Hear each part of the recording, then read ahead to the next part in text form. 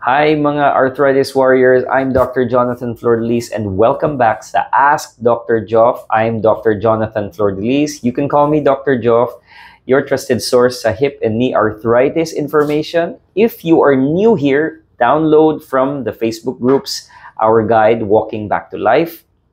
The question we have for today is, Doc, may nakaranas po ba na pag kumain ng red meat, lalong sumakit yung AVN and even arthritis ng hips or knees?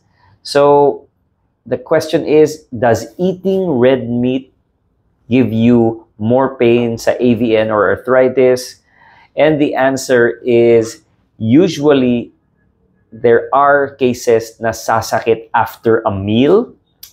And this can be because it's not the meat, but it is usually the processed foods, the sauces, and the added na mga condiments. It's not the meat per se. So there are many things from nature which usually don't have an effect.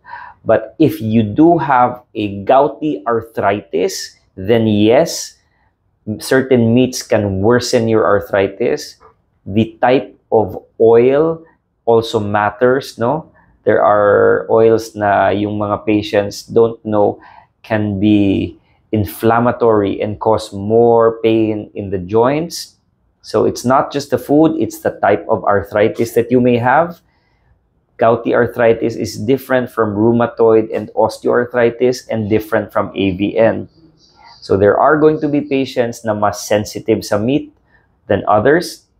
For others na it's also possibly yung mga processed foods, mga inflammatory oils, and it's a lot of different things.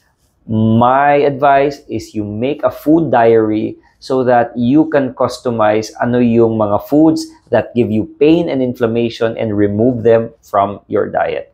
I hope this helps. And I hope to see you next time sa Ask Dr. Joff segment.